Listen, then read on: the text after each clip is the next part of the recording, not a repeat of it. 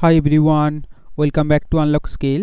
Previous ভিডিওতে আমরা এক্সেলের interface নিয়ে জেনেছিলাম। আজকের ভিডিওতে আমরা দেখব প্রথমে কীভাবে এক্সেলে ডেটা এন্ট্রি করতে হয় এবং তারপরে কীভাবে ফরম্যাটিং করতে হয়। ভিডিওটা মন দিয়ে প্রথম থেকে শেষ পর্যন্ত দেখুন। আমি এখানে একটা অলরেডি ব্ল্যাঙ্ক ওয়ার্কশিট ওপেন করে রেখেছি। আমি এখন D4 সেলে আছি। দেখুন আমার D4 সেলটা অ্যাক্টিভ আছে। তো যে কোনো সেলের আমরা যদি মোডটা দেখি, দেখবেন নিচের দিকে আছে রেডি মোড। সেলটা এখন রেডি মোডে আছে। তো আমি ধরুন এখানে ডেটা এন্ট্রি করব।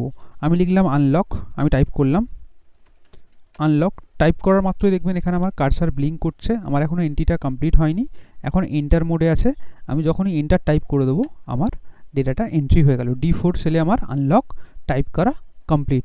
এরপরও ধরুন আমি কিছু এডিট করব, এটাকে এডিট করব, তো আনলক স্কিল এর সঙ্গে অ্যাড করব। আমি যদি এডিট মোডে না গিয়ে আমি এখানে যদি আবার টাইপ করতে শুরু করে দিই, ধরুন আমি স্কিল লিখলাম, স্কিল টাইপ করছি। দেখুন আমি আনলকের পরে স্কিলটা টাইপ করতে গিয়েছিলাম, কিন্তু আমি নর্মালি এখন টাইপ করছি, স্কিল এসে গেছে।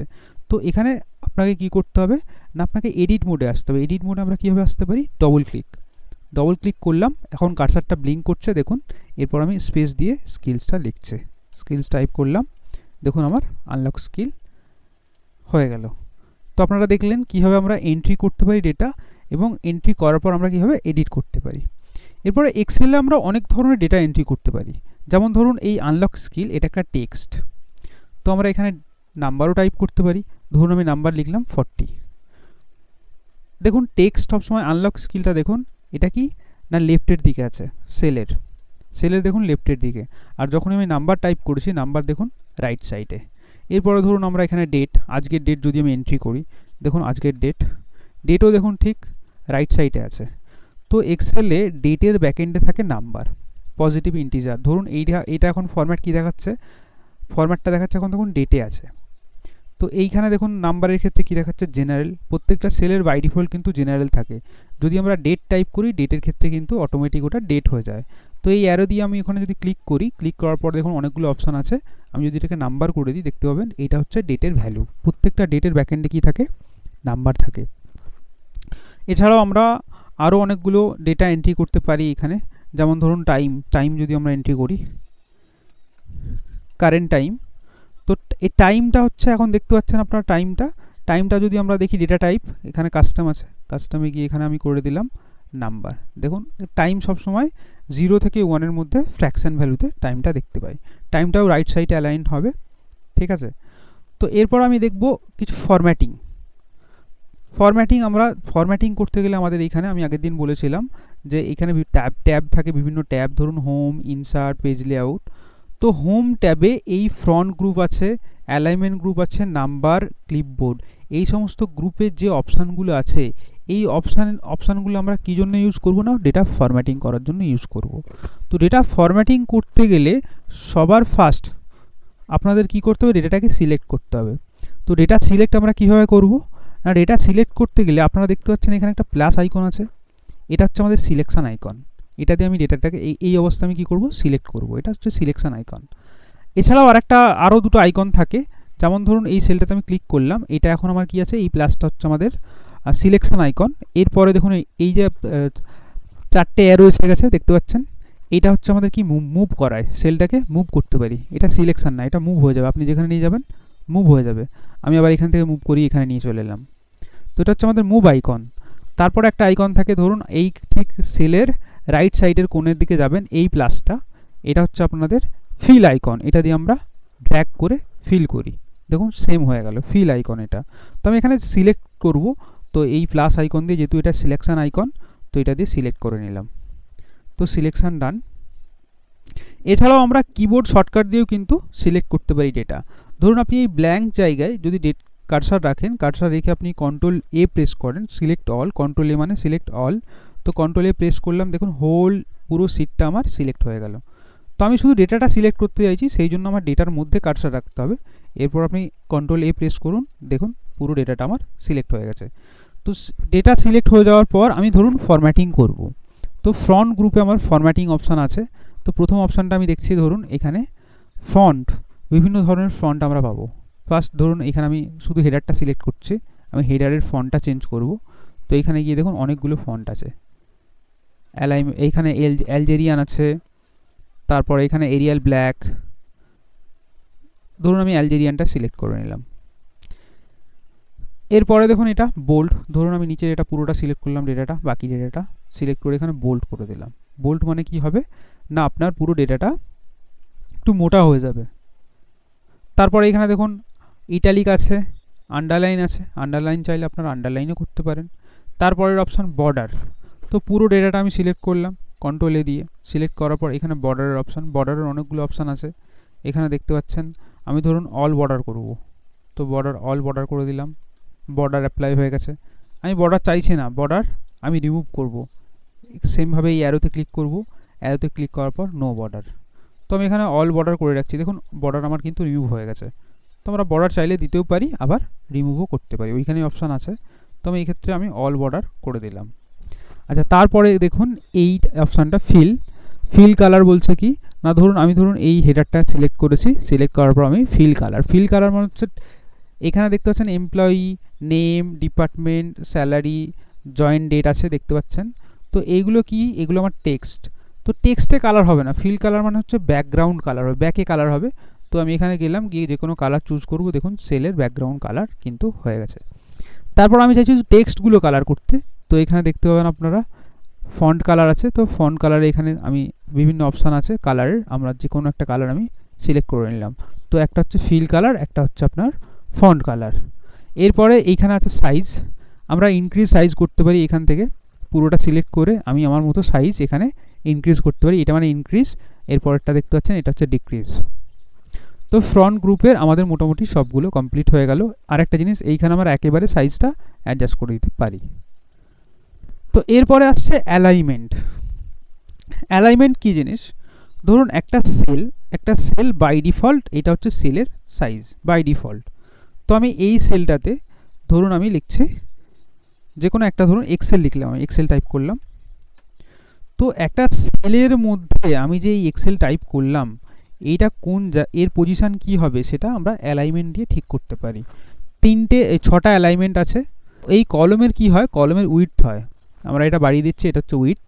আর রোয়ের কি হয়, হাইট হয়। তো এইখানে আমাদের যে অ্যালাইনমেন্টগুলো আছে 6টা অ্যালাইনমেন্ট, একটা কি হয় হাইট অনুযায়ী একটা আছে, আরেকটা আছে আপনার উইডথ অনুযায়ী। এটা বলছে আমি কি উইডথ অনুযায়ী, দেখুন এখানে আমি যদি এটা সেন্টার করে দিই, এটা উইডথ অনুযায়ী মাঝখানে হয়ে গেল। এটা কি হবে দেখুন আপনার, তারপর রাইট আর লেফট, তিনটে হচ্ছে আপনার উইডথ অনুযায়ী। আর হাইট অনুযায়ী এখানে তিনটে আছে, একটা হচ্ছে টপে রাখতে পারি আমি, একটা হচ্ছে সেন্টারে রাখতে পারি, একটা হচ্ছে কি না একদম বটম নিচে রাখতে পারি। তো আমি এখানে মিডিল করে দিলাম, মিডিল। আর এইখান থেকে আমি করে দিলাম সেন্টার। তো পুরোপুরি আপনার টেক্সটটা সেন্টারে থাকবে সেলের। এরপরে হচ্ছে পাশেরটা দেখুন ওরিয়েন্টেশন আছে। ওরিয়েন্টেশন, আমি ডেটার ওরিয়েন্টেশন আমার মতো করতে পারি, ভার্টিক্যাল চাইলে ভার্টিক্যাল, আমি ভার্টিক্যাল করতে চাইলে ভার্টিক্যাল করে দিলাম। ঠিক আছে, আপনাদের যেটা লাগবে ওরিয়েন্টেশন আপনারা এখান থেকে চুজ করতে পারেন। এরপরের পাশে দুটো অপশান দেখুন, একটা হচ্ছে এটা ওইগুলো বলা হয় ইনডেন্ট, একটা হচ্ছে ইনক্রিজ ইনডেন্ট, একটা হচ্ছে ডিক্রিজ। ধরুন আমি এই সেলটাতে টাইপ করলাম এ, তো এটা আছে কোথায় না লেফট সাইডে। আমি এখানে কি করতে পারি, রাইট সেন্টারে করতে পারি আর রাইটে করতে পারি। ধরুন আমি এটা আমার লেফটে আছে, আমি সেন্টারেও করতে চাইছি না আর রাইটেও করতে চাইছি না, আমি এর মাঝামাঝি কোনো একটা জায়গায় পজিশন আমি সেখানে রাখতে চাইছি। তো এখানে ইনডেন্ট দিয়ে আমরা একটু একটু করে সরিয়ে নিয়ে যেতে পারি আমাদের ইচ্ছা মতো পজিশন। এখানে আমি ইনক্রিজ ইনডেন্ট করলাম, আবার ডিক্রিজ ইনডেন্ট। এর পরের অপশন হচ্ছে র্যাপ টেক্সট। র্যাপ টেক্সট হচ্ছে ধরুন আমি একটা সেলের মধ্যে টাইপ করলাম এক্সেল বা মাইক্রোসফট এক্সেল টাইপ করছি আমি,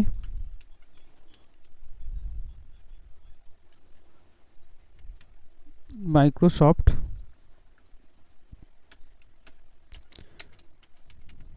এক্সেল। দেখুন এক্সেলটা একটু বেরিয়ে গেছে। তো এইখানটাতে আমি র্যাপ টেক্সট করলে কি হবে, র্যাপ টেক্সট করলে দেখবেন মাইক্রোসফটের ঠিক নিচে, যখন মাইক্রোসফট এখানে র্যাপ টেক্সটটা ক্লিক করব, ওখানে দেখতে পাবেন আপনারা মাইক্রোসফটের ঠিক নিচে এক্সেলটা র্যাপ হয়ে নিচের দিকে নেমে গেছে। এরপরে আছে merge and centre. Merge and সেন্টারটা কি না, মার্জ অ্যান্ড সেন্টারটা হচ্ছে আপনার এখানে অনেকগুলো সেল আছে। ধরুন এই সেলটা হচ্ছে M14, তারপরে N14, তারপরে Q14। ধরুন এই তিনটে সেলকে আমি একসঙ্গে সিলেক্ট করলাম, সিলেক্ট করে মার্জ অ্যান্ড সেন্টার করলাম। মার্জ অ্যান্ড সেন্টার মানে তিনটে সেল মার্জ হয়ে যাবে আর অ্যালাইনমেন্টটা সেন্টার হয়ে যাবে। এরপর আমি ধরুন এখানে যদি কিছু টাইপ করি, এক্সেল টাইপ করলাম, টাইপ করার পর দেখুন এটা লেখাটা কিন্তু মাঝখান থেকে হচ্ছে, কারণ মার্জ হবে তার সঙ্গে অ্যালাইনমেন্টটা সেন্টার হবে। এটাকে আমরা লেফট চাইলে লেফটও করতে পারি, রাইটও করতে পারি। তো আশা করি আপনারা ফন্ট গ্রুপ আর অ্যালাইনমেন্ট গ্রুপটা ইজিলি বুঝতে পেরেছেন। এর পরের যে গ্রুপটা আছে সেটা হচ্ছে নাম্বার গ্রুপ। নাম্বার গ্রুপটা কি না, প্রত্যেকটা সেল, আমি একটু আগেই দেখাচ্ছিলাম, প্রত্যেকটা সেলে ধরুন এখানে আমি একটা নাম্বার টাইপ করলাম বা টেক্সট টাইপ করলাম এক্সেল। তো এইখানে আপনারা দেখতে পাবেন যে ইন জেনারেল সবসময় জেনারেলি থাকে, নর্মালি সবসময় জেনারেল থাকে সেল ফরম্যাট। তো এখানে বিভিন্ন ফরম্যাট আছে, আপনাদের ডেটা অনুযায়ী আপনারা ফরম্যাটটা চুজ করবেন। তবে একটা জিনিস আমি বলে রাখি, অনেক সময় আমরা ব্যাঙ্ক অ্যাকাউন্ট টাইপ করি ডেটা এন্ট্রি করার সময়। ব্যাঙ্ক অ্যাকাউন্ট, ধরুন আপনি একটা ব্যাঙ্ক অ্যাকাউন্ট টাইপ করবেন, ব্যাঙ্ক অ্যাকাউন্ট আমি টাইপ করব। তো ব্যাঙ্ক অ্যাকাউন্টের নিচে আমি কিছু ব্যাঙ্ক অ্যাকাউন্ট টাইপ করছি। তো ব্যাঙ্ক অ্যাকাউন্টের নিচে ধরুন অনেক সময় কি থাকে, ব্যাঙ্ক অ্যাকাউন্টে স্টার্টিংয়ে ধরুন 0 আছে, 0 দিয়ে আপনি যদি এন্টার করেন, দেখুন 0টা আমার কিন্তু হাইড হয়ে যাচ্ছে, মানে 0 থাকছে না, নাম্বারের আগে 0-র কোনো ভ্যালু নেই। তো আমরা যখন ব্যাঙ্ক অ্যাকাউন্ট নাম্বার টাইপ করব, আমরা কি করব, ইন জেনারেল সবসময় জেনারেলি থাকে আমি বললাম নর্মালি। তো আমরা সিলেক্ট করে যতটা অংশ আমি কি না ব্যাঙ্ক অ্যাকাউন্ট নাম্বার টাইপ করব, সেই এরিয়াটা আমি সিলেক্ট করে নিলাম। সিলেক্ট করার পর আমি এখানে যাব, বিভিন্ন ফরম্যাট আছে, আমি ফরম্যাটটা চুজ করব টেক্সট। তো টেক্সট করে দেওয়ার সঙ্গে সঙ্গে আপনারা দেখলেন কি না সব লেফট অ্যালাইনমেন্ট হয়ে গেল। নাম্বার কিন্তু সবসময় দেখবেন রাইট অ্যালাইনমেন্টে থাকে, রাইটের দিকে থাকে, বাট এটা টেক্সট করে দিয়েছি, নাম্বার কিন্তু এবার রাইটে চলে এসছে। এরপর ধরুন আমি এখানে টাইপ করছি 0 1 2 3 হোয়াট এভার, দেখুন 0টা কিন্তু থাকছে, 0টা কিন্তু গায়েব আর হয়ে যাচ্ছে না। তো এইভাবে কিন্তু আমরা ব্যাঙ্ক অ্যাকাউন্ট নাম্বার এন্ট্রি করতে পারি। এছাড়াও একটা অপশান আছে, ধরুন আমি টাইপ করার সময় আমি টেক্সট করতে ভুলে গেছি, আমি টাইপ করছি। তো টাইপ করার সময় আমি কী করবো, একটা সিঙ্গেল কোটেশন দেওয়ার পর আমি 0 দিয়ে স্টার্ট করব টাইপ। এখানে দেখতে পাবেন 0টা থাকবে। যদি আপনি ওই সিঙ্গেল কোটেশন না দিয়ে টাইপ করেন তাহলে দেখবেন আপনার 0 থাকছেন না। তো ডেটা এন্ট্রি করার সময় অনেক সময় ব্যাঙ্ক অ্যাকাউন্ট নাম্বার আমরা এন্ট্রি করি, তো এন্ট্রি করার সময় এটা একটু মাথায় রাখতে হবে। আর একটা জিনিস বলে দিই, ধরুন আমরা ডেটা টাইপ করছি, ডেটা টাইপ করার সময় আমরা ধরুন এখানে সানডে টাইপ করলাম, সানডে টাইপ করার পর দেখবেন এখানে যদি আমি ফিল করি, ধরুন এই ফিল আইকন দিয়ে আমি কি করলাম, ড্র্যাগ করে দিলাম, অটোমেটিক দেখবেন এখানে সানডে মানডে টুইসডে একটা কাস্টম লিস্ট আপনারা পেয়ে যাচ্ছেন। তো এটা ডেটা এন্ট্রি করা আমাদের যাতে সুবিধা হয় সেই জন্য এক্সেল এই অপশানটা দিয়ে রেখেছে। তো এই অপশানটা আমরা চাইলে এখানে এডিটও করতে পারি।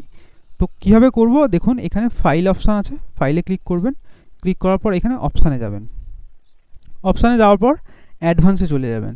অ্যাডভান্সে একেবারে নিচের দিকে আসবেন, নিচের দিকে দেখবেন এখানে এডিট কাস্টম লিস্ট। তো এই এডিট কাস্টম লিস্টে দেখুন যে কাস্টম লিস্টগুলো দেওয়া আছে সেইগুলোই কিন্তু আপনি যদি টাইপ করে ড্র্যাগ করেন 1 by 1, দেখুন এখানে সানডে মনডেটা অলরেডি অ্যাড করা আছে, মানডে টুইসডে ওয়েডনেসডে পরপর অ্যাড করা আছে। ধরুন আপনি এখানে কিছু অ্যাড করতে চাইছেন কাস্টম লিস্ট, কীভাবে অ্যাড করবেন না, ধরুন এখানে আমি লিখলাম, ধরুন আমার নাম আসিফ আকাশ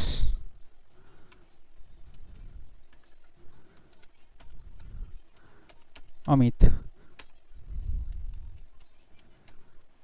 অরিন্দম, ধরুন এই 4টে নাম আমি কাস্টম লিস্টে অ্যাড করব। ধরুন এখানে আমি যদি আসিফ লিখি, এখন আসিফ টাইপ করলাম, আসিফ টাইপ করার পর আমি কি ড্র্যাগ করলে দেখবেন আসিফটাই আসছে, কারণ কাস্টম লিস্টে এই 4টে অ্যাড করা নেই।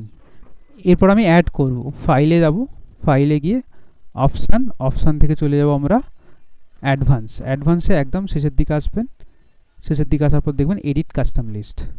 তো এইখানে আপনি কাস্টম লিস্ট অ্যাড করতে পারেন। ধরুন আমি এই যে ইনপুট লিস্ট ফ্রম সেল, এটাকে আমি রিমুভ করে এইখান থেকে আমি নিয়ে নিলাম এই রেঞ্জটা, দেখুন এখানে ইম্পোর্ট করে দিলাম, ওকে করে দিলাম, এখানে ওকে করে দেবো। এরপর ধরুন আমি টাইপ করছি এখানে আসিফ টাইপ করার পর দেখুন আমি রাইট সাইড দিয়ে গিয়ে ফিল আইকন দেখতে পাচ্ছেন, ফিল করছে, দেখুন অটোমেটিক এই 4টে কাস্টম লিস্টে আমরা যে 4টে নাম অ্যাড করেছিলাম সেটা আমরা দেখতে পাচ্ছি। ওকে, তারপর এখানে দেখুন আমি বলছিলাম যেটা নাম্বার ফরম্যাটে আমাদের কিছু বাকি রয়ে গেছিলো, যেমন ধরুন আমি এখানে টাইপ করলাম ডেসিমেলে কিছু টাইপ করলাম, ধরুন 1.56।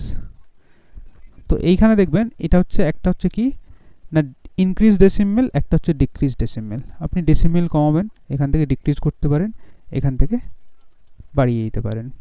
ধরুন তারপর পার্সেন্টেজে আমি কিছু টাইপ করব, তো পার্সেন্টেজও আমরা এখানে পার্সেন্টেজ আইকন পাই। এখানে তারপরে আপনার আইকন আছে কি অ্যাকাউন্টিং নাম্বার ফরম্যাট। তো অনেক সময় আমরা অ্যাকাউন্টিংয়ে দেখুন এখানে আমাদের আছে ইংলিশ ইন্ডিয়া, তো রুপিজে আছে। এইগুলো আমরা এখান থেকে অ্যাকাউন্টিং থেকেও করতে পারি। এখান থেকে আপনি অ্যাকাউন্টিংয়ে যাবেন, অ্যাকাউন্টিংয়ে যাওয়ার পর ধরুন এই নাম্বারটা এখানে তো কিছু টাইপ করতে হবে, ধরুন 100। তো 100 এখানে ক্লিক করলাম। ক্লিক করার পর আমি এখানে ফরম্যাটে গেলাম, গিয়ে দেখুন কারেন্সি অ্যাকাউন্টিং, এখানে কারেন্সি দেখুন সিম্বলটা বাই ডিফল্ট কিন্তু আমাদের এখানে কি আসছে, রুপিজ আসছে। আমি যদি এটা চেঞ্জ করতে চাই এখান থেকে গিয়ে চেঞ্জ করতে পারবো। মোর অ্যাকাউন্টিং ফরম্যাট, এখানে গিয়ে আপনি সিম্বলে যাবেন। সিম্বলে যাওয়ার পর এখানে আপনার যেটা লাগবে সেটা আপনি কিন্তু সিলেক্ট করতে পারেন। তো অটোমেটিক দেখবেন ওখানে চেঞ্জ হয়ে গেছে। আমি ডলার করতে চাইলে ডলারও করতে পারি। ডেটা এন্ট্রি আমরা দেখে নিয়েছি, ডেটা কীভাবে এডিট করতে হয় সেটাও দেখে নিয়েছি, ডেটা ফরম্যাটিং দেখেছি। এরপরে আমরা দেখব হচ্ছে ডেটা কীভাবে ডিলিট করতে হয়। ধরুন ডেটাটা আমি সিলেক্ট করলাম, পুরো ডেটা আমার হোল ডেটা সিলেক্ট হয়ে গেছে। এরপর আমি ডিলিট করব, কিবোর্ড দিয়ে ডিলিট বাটনটা প্রেস করলাম, দেখবেন কন্টেন্টটা ডিলিট হয়ে যাবে। কিন্তু ফরম্যাটিং ধরুন এই বর্ডার আছে, এর মধ্যে ব্যাকগ্রাউন্ডে কালার দিয়েছি, এগুলো কিন্তু ডিলিট হবে না, শুধুমাত্র কন্টেন্টটা ডিলিট হবে যদি আমি কিবোর্ড দিয়ে ডিলিট কিটা প্রেস করি। এরপরে দেখুন এইখানে আমাদের অপশান আছে একটা এডিটিং গ্রুপের মধ্যে ক্লিয়ার। এই ক্লিয়ার অপশানটা এখানে এই অ্যারোতে অনেকগুলো অপশান আপনারা পাবেন, এই অ্যারোতে ক্লিক করবেন। ক্লিক করার পর প্রথমে দেখতে পাবেন ক্লিয়ার অল। ক্লিয়ার অল মানে কি, এভরিথিং ডিলিট হয়ে যাবে, ফরম্যাটিং ডেটা যা থাকবে পুরোপুরি ক্লিয়ার। আমি এখানে ক্লিয়ার করলাম, দেখতে পাবেন পুরো ক্লিয়ার হয়ে গেছে। তারপরে অপশানটা আপনারা দেখতে পাবেন এখানে অ্যারোর মধ্যে ক্লিয়ার ফরম্যাট, শুধুমাত্র ফরম্যাটটা ক্লিয়ার হবে, ডেটা থেকে যাবে আপনার, কন্টেন্টস থেকে যাবে, কিন্তু শুধুমাত্র ফরম্যাটটা ডিলিট হবে। এরপরে অপশান কি আছে, আমরা যদি চাই যে শুধুমাত্র কন্টেন্টটা ডিলিট করব, যেটা আমি ডিলিট কি দিয়ে করছিলাম এইখান থেকে আমরা করতে পারবো। ক্লিয়ার কন্টেন্ট ক্লিক করব, দেখুন কন্টেন্ট ক্লিয়ার হয়ে গেল। তারপরের অপশান যেটা আছে এই তারপরের অপশানটা কি দেখতে পাবেন না, কমেন্টস। কমেন্টস মিনস কি, ধরুন একটা সেলের মধ্যে আমরা কমেন্টস দিতে পারি। তো রাইট ক্লিক করলে আপনি এখানে ইনসার্ট কমেন্টে চলে যাবেন, এখানে দেখতে পাবেন ইনসার্ট কমেন্টস এখানে আপনি চাইলে কমেন্টস দিতে পারেন। আমি ধরুন হাই দিলাম, একটা কমেন্টস দিলাম। তো এরপর অন্য সেলে ক্লিক করলে কিন্তু আমি দেখতে পাবো না, যখন ওই সেলটাতে কার্সারটা নিয়ে যাব দেখতে পাবেন একটা টুল টিপস আমাদের দেখাচ্ছে কি আমি যে কমেন্টটা দিয়ে রেখেছি। এরপর আমি ধরুন কমেন্টটাকে ডিলিট করব, তো ডেটাটা সিলেক্ট করলাম, শুধুমাত্র কমেন্টটাকে করব, ডেটাকে ডিলিট করব না, কমেন্টসটা ডিলিট করব। এখানে ক্লিয়ারে যাব, গিয়ে এখানে দেখতে পাবেন ক্লিয়ার কমেন্টস, দেখুন শুধুমাত্র কমেন্টসটা চলে গেছে। তো ক্লিয়ারের মধ্যে হাইপার লিঙ্ক আমি যেহেতু এখনও দেখাইনি, এটা আমি নেক্সট কোনো দিন একটা ভিডিওতে দেখিয়ে দেবো। তো আজকের ভিডিওতে এতটুকুই। Thank you for watching. আর পেজটি অবশ্যই ফলো করতে ভুলবেন না।